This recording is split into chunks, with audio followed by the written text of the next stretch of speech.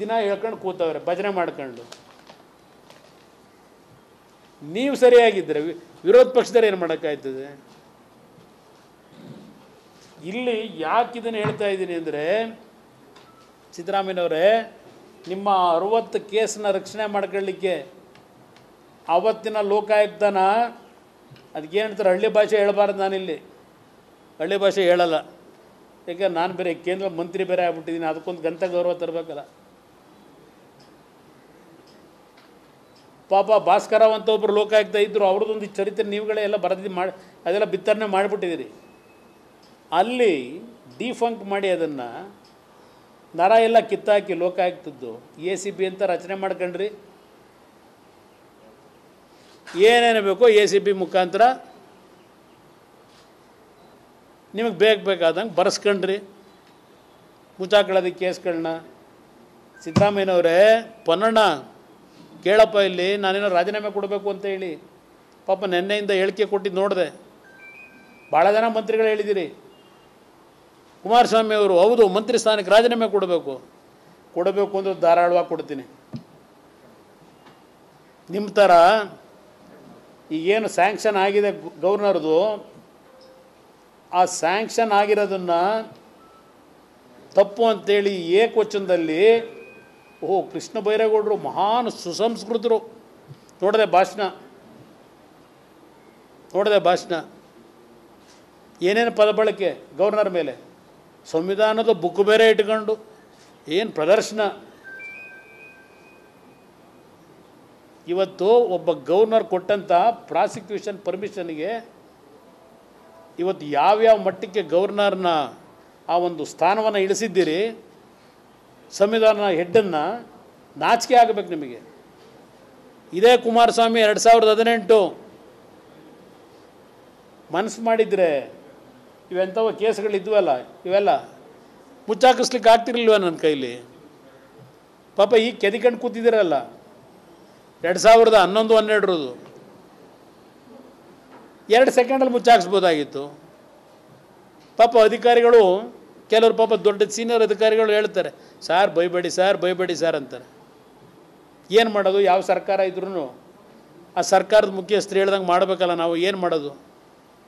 ನಮ್ಮ power limitation sir. ಅಧಿಕಾರಿಗಳನ್ನ ಬೈಬೇಡಿ sir ಅಂತಾರೆ. ನಾನು ಮನಸ್ಸು ಮಾಡಿದರೆ ಸಿದ್ದರಾಮಯ್ಯನವರೇ, ಪೊನ್ನಣ್ಣವರೇ, ನಾನು ಇದನ್ನೆಲ್ಲ ಮುಚ್ಚಾಕೊಳ್ಳೋಕ್ಕಾಯ್ತಿರ್ಲಿಲ್ಲ. ಇದು ಯಾವುದು ಪದ ಬಳಸಲ್ಲ. ಇದನ್ನು 5 ನಿಮಿಷದಲ್ಲಿ ಕ್ಲೋಸ್ ಮಾಡಿಸ್ಬೋದಾಗಿತ್ತು. ನಾನು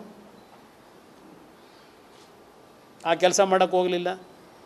ಈಗ 2 ದಿವಸದಿಂದ ಇನ್ನೊಂದು ಕೆದಕವ್ರೆ, ಅದು ಎಂಥದೋ ಒಂದು ಕೇಸ್ನ. ಯಾರೋ ಮುಗ್ಧಮ್ ಅಂತಲಂತೆ, ಅವನ್ಯಾವನೋ DYSP.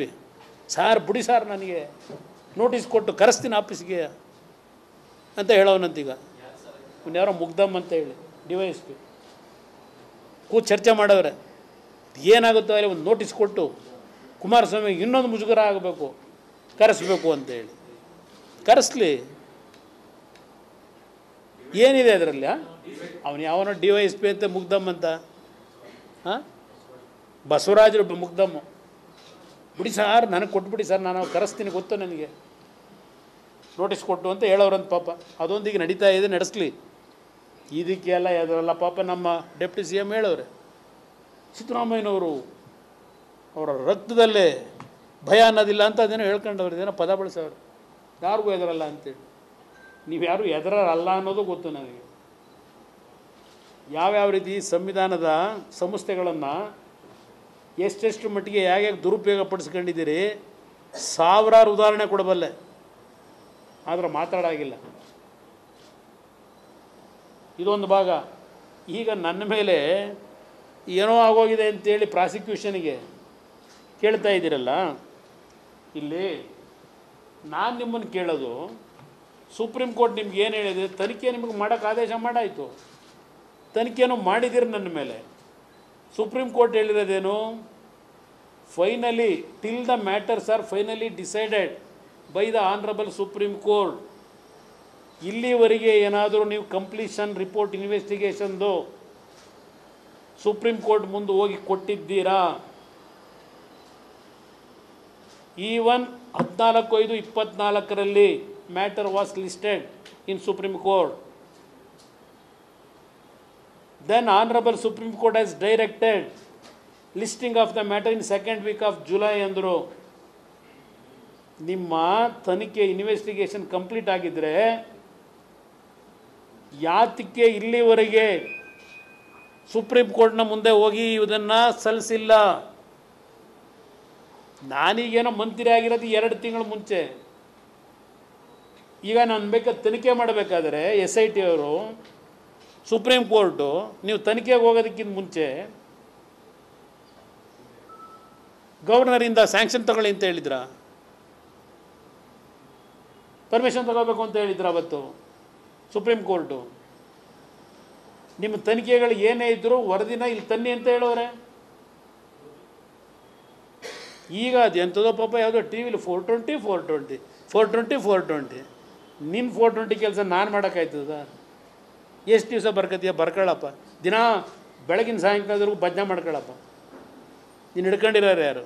ನಾನೇನು ಯಾವುದೇ ಕಾರಣಕ್ಕೂ ನಮ್ಮ ಪಕ್ಷ ನೀವೆಷ್ಟೇ ಕೆರಳಿಸಿದ್ರು ನನ್ನ ಕಾರ್ಯಕರ್ತರಿಗೆ ಡೈರೆಕ್ಷನ್ ಕೊಟ್ಟಿದ್ದೇನೆ, ಯಾವುದೇ ರೀತಿ ಐತರ ಘಟನೆಗಳಿಗೆ ಆಗಬೇಡಿ ಅಂತ. ಅದಿರಲಿ, ಇನ್ನೂ ಹೇಳ್ತೀನಿರಪ್ಪ, ಇನ್ನೂ ಭಾಳ ವಿಷಯ ಇದೆ. ಹಾಂ, ಯಾಕೆ ಕೊಟ್ಟಿರೋದು? ಯಾಕೆ ಸುಪ್ರೀಂ ಕೋರ್ಟ್ ಇವ್ರಿಗೆ ಏನು ಹೇಳೋರೆ? ಸುಪ್ರೀಂ ಕೋರ್ಟ್ ಮುಂದೆ ಇಲ್ಲಿವರೆಗೆ ಏನು ವರದಿ ಕೊಟ್ಟಿದ್ದೀರಿ? ಸುಪ್ರೀಂ ಕೋರ್ಟ್ ಹೇಳಿರೋದು 2016ರಲ್ಲಿ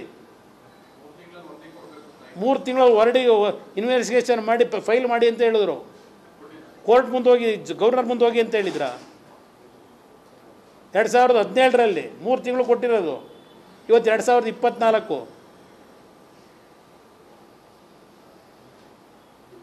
ಇನ್ನೂ ಯಾತಕ್ಕೆ ಇಟ್ಕೊಂಡು ಕೂತಿದ್ದೀರಿ? ನಿಮ್ಮ ಸರ್ಕಾರ ಬಂದು ಎಷ್ಟು ವರ್ಷ ಆಯಿತು? ಇಲ್ಲಿ ಆ ಸಾಯಿ ವೆಂಕಟೇಶ್ವರಕ್ಕೆ ಸಂಬಂಧಪಟ್ಟಿದ್ದು ಎಲ್ಲ ಇದರಲ್ಲಿದೆ. ಇದರೊಳಗೆ ಅದಕ್ಕೆ ಸಂಬಂಧಪಟ್ಟಿದ್ದು ಎಲ್ಲ ಕಡತಗಳಿದೆ.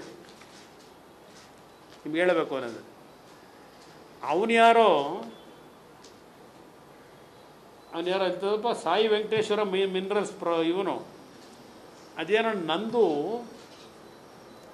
ಸೈನಿನ ಬಗ್ಗೆ ನಡೀತಾ ಇದೆ ಇನ್ವೆಸ್ಟಿಗೇಷನ್. 5 ನಿಮಿಷದಲ್ಲಿ ಅದಕ್ಕೆ ಕ್ಲಾರಿಫಿಕೇಷನ್ ತಗೋಬೋದು, ಅಲ್ಲಿ ಏನೇನು ಫ್ರಾಡ್ ಆಗಿದೆ ಅಂತೇಳಿ. ಈ ಕಂಪ್ನಿ ಕೋರ್ಟ್ಗಳನ್ನೇ ಯಾಮಾರಿಸಿದ್ದಾನೆ. ಎಲ್ಲ ಡಾಕ್ಯುಮೆಂಟ್ ಇಲ್ಲಿದೆ. ಇಲ್ಲಿ ಕೋರ್ಟ್ಗಳನ್ನೇ ಯಾಮಾರಿಸಿದ್ದಾನೆ.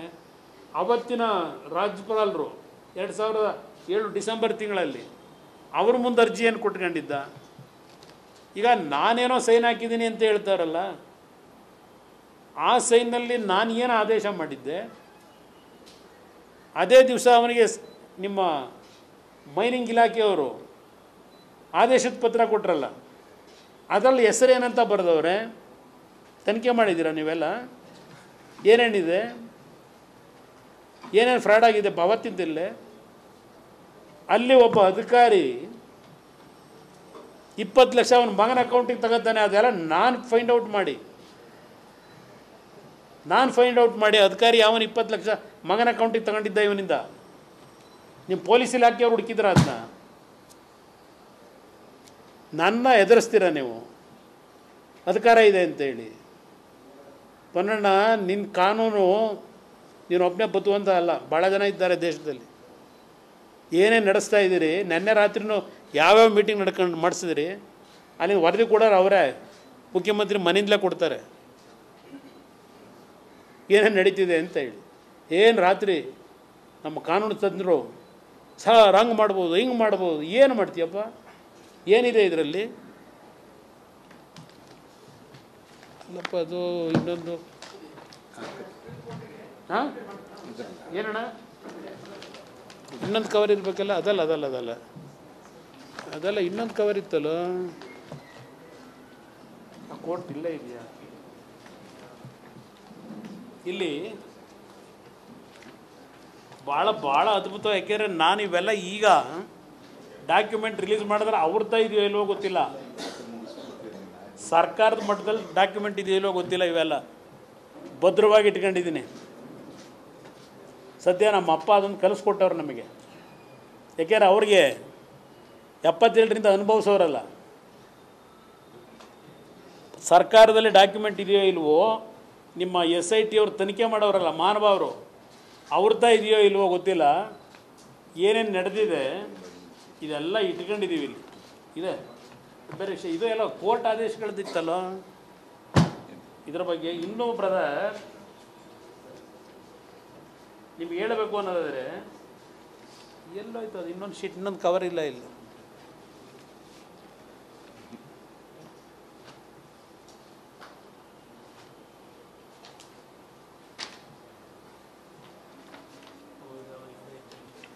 ಇಲ್ಲಿ ಒಂದು ನಿಮ್ಮ ಗಮನಕ್ಕೆ ನಾನು ತರ್ತಕ್ಕಂಥದ್ದು brother, Shri Sai Venkateshwara minerals has stated that his application was already considered by the then Chief Minister. Since the same was not processed further, ಇದು 2009, ನಾನೇನು ಮುಖ್ಯಮಂತ್ರಿ ಅಲ್ಲ.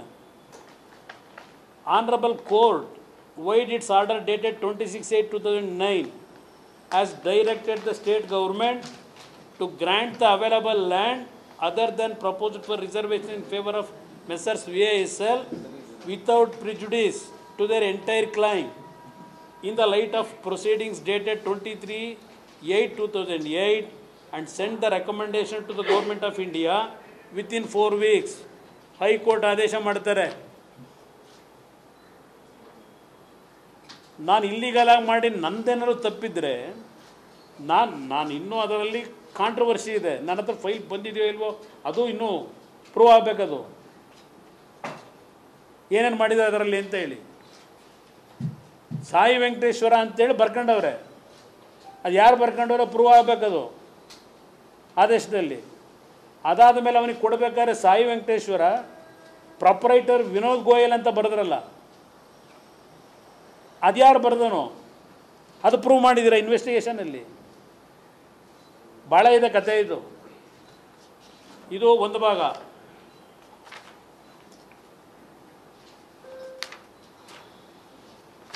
ಹಲವಾರು ಡಾಕ್ಯುಮೆಂಟ್ಗಳು ಇಲ್ಲಿ ಇಟ್ಕೊಂಡಿದ್ದೀವಿ, ಅದೇನು ತೊಂದರೆ ಇಲ್ಲ.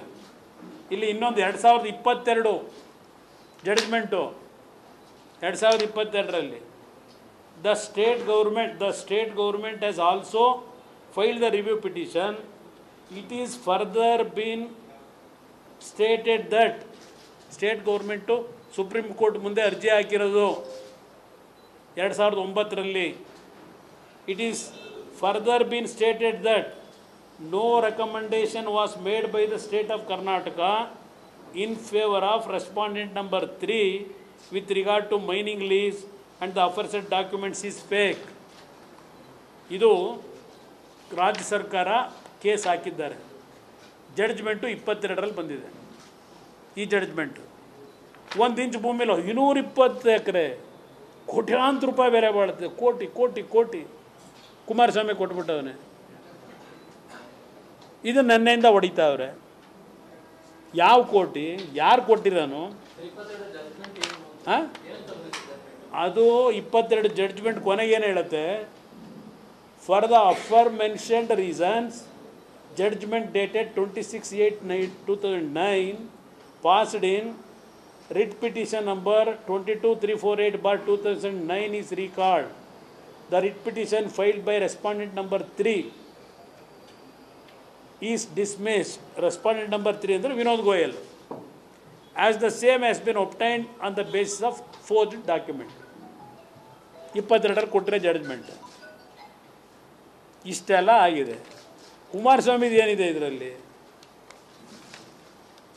ಅಧಿಕಾರಿಗಳು ಅವರು ಫೈಲ್ ಕ್ರಿಯೇಟ್ ಮಾಡೋರು, ತಳಹಂತದಿಂದ ಅವ್ರು ಮಾಡ್ಕೊಂಬರೋರು, ನಾನು ಮಾಡ್ತೀನ? ಇದು ಇರ್ತಕ್ಕಂಥ ಸಿಸ್ಟಮ್ಮು. ಅವ್ರು ಯಾರೋ ತಪ್ಪು ಮಾಡಿದರೆ ಹೆಂಗೆ ಮಾಡ್ತಾರೆ? ನನಗೇನು ಸಂಬಂಧ ಇಲ್ಲ. ನಾನೇನಾದರೂ ಅವ್ರಿಗೆ ಫೇವರ್ ಮಾಡಬೇಕು ಅಂತೇಳಿ ನನ್ನಿಂದ ಯಾರು ತಪ್ಪಿದ್ದೆ, ಎಸ್ ತಗೊಳ್ಳಿ, ಏನಿದೆ ನಿಮ್ಮ ಇನ್ವೆಸ್ಟಿಗೇಷನ್ನು? ಅದಕ್ಕೆ ಪ್ರಾಸಿಕ್ಯೂಷನ್ಗೆ ಪರ್ಮಿಷನ್ ಕೊಡಲಿಲ್ಲ. 10 ಗಂಟೆ